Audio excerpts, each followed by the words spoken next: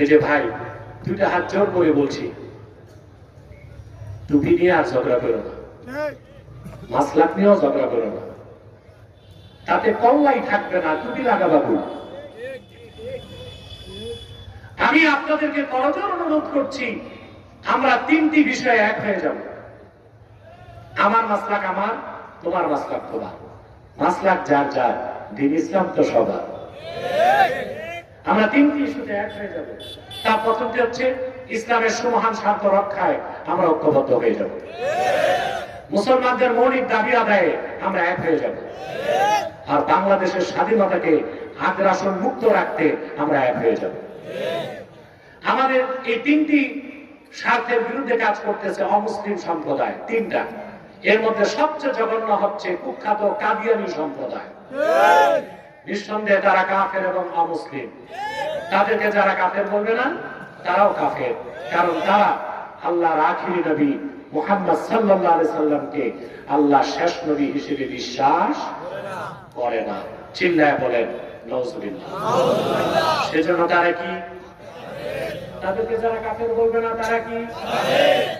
মানুষকে ধোঁকা দিতে তারা মুসলমানদের মতো দাড়ি রাখে, টুপি লাগায়, তাই বলে কি মুসলমান হবে? জোরে বলেন। আরে ভাই, দাড়ি রাখলে কেউ যদি মুসলমান হতে পারতো, তো রবীন্দ্রনাথ ঠাকুরের চেয়ে বড় মুসলমান কে হইত? টুপি লাগালে মুসলমান হওয়া যায়? ভারতের দিল্লি পার্লামেন্টে কংগ্রেসের হিন্দু এমপিরা লম্বা সাদা টুপি লাগায়, মুসলমান হয়ে যাবে না? আমরা একটা মুসলমান হওয়া যায়? এক শয়তান বোতলে পেশাব করে উপরে নাম দিয়েছে শরবত, ওটা কি শরবত হবে? ভিতরে কি? তদ্রুপ কাদিয়ানীরা কাফের। আব্দুল আউয়াল, আব্দুল সামাদ, মুবাশশির আলী, কবির চৌধুরী, শাহরিয়ার কবির আর নিঝুম মজুমদার, এসব নাম রাখার দ্বারা তারা মুসলমান হতে পারে। আমার ভাইরা, আমার বন্ধুরা, আমার আল্লাহ নূর নবীজি মুহাম্মদ মুস্তাফা সাল্লাল্লাহু আলাইহি সাল্লামের ইসলাম ও কোরআনের হাজার হাজার হাজার বছর পরে বর্তমান ভারতের কুখ্যাত পাঞ্জাবের কুখ্যাত গুরুদাসপুরের কুখ্যাত কাদিয়ানে ইংরেজ আমলে এক শয়তান নিজকে নবী দাবি করছে। চিল্লায় বলেন নাউজুবিল্লাহ। ওই শয়তানটার নাম রেখেছিল তার বাপ মির্জা গোলাম আহমদ কাদিয়ানী। সাবধান, তাকে গোলাম আহমদ বলা যাবে না, কারণ গোলাম আহমদ অর্থ আহমদ এর গোলাম। আর কোন কাফের কোনদিনও গোলাম আহমদ এর গোলাম হতে পারে না। আর কাদিয়ানের কাযযাব ছিল শেষ দরজার কুখ্যাত কাফের। সে গোলাম আহমদ এর গোলাম ছিল না, সে ছিল কুখ্যাত শয়তানের কুখ্যাত গোলাম। কাদিয়ানের কাযযাব মিথ্যানুবতের দাবিদার মির্জা গোলাম শয়তান কাদিয়ানীর উপর গজব এসেছে 1908 সালে।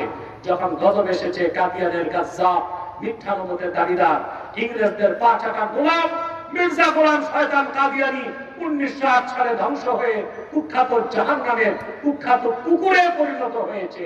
তার অনুসারীরাও ধ্বংস হয়েছে। বর্তমানে কিছু কাদিয়ানী বাংলাদেশে আছে। ইতিমধ্যেই তারা 100 সেন্টার করে ফেলেছে। আপনাদের মৌলভীবাজারে আস্তানা করে ফেলেছে। সিলেট সুবহানী ঘাট এলাকায় তাদের আস্তানা আছে। আপনাদের সুনামগঞ্জের আগে দিরাইতে তাদের আস্তানা আছে। সিলেটের মুসলমান হাসরে কি জবাব দিবেন? সতর্ক হন। একটা দুইটা না, 100 সেন্টার করে ফেলেছে। নাম পরিবর্তন করে করে তারা মিথ্যা পরিচয় দেয়। কখনো নিজেদের পরিচয় দেয় আহমদী জামাত, কখনো বলে আহমদিয়া জামাত, কখনো বলে আহমদী সম্প্রদায়, কখনো বলে আহমদিয়া সম্প্রদায়, কখনো বলে আহমদী মুসলিম জামাত, কখনো বলে আহমদিয়া মুসলিম জামাত। সাবধান, যত কাদিয়ানী ছিল আছে থাকবে, তারা কেউ আহমদী জামাত নয়, আহমদিয়া জামাত নয়, আহমদী সম্প্রদায় নয়, আহমদিয়া সম্প্রদায় নয়, আহমদী মুসলিম জামাত নয়, আহমদিয়া মুসলিম জামাত নয়। তারা শয়তানি জামাত, কুখ্যাত জাহান্নামের কুখ্যাত কুকুরের দল।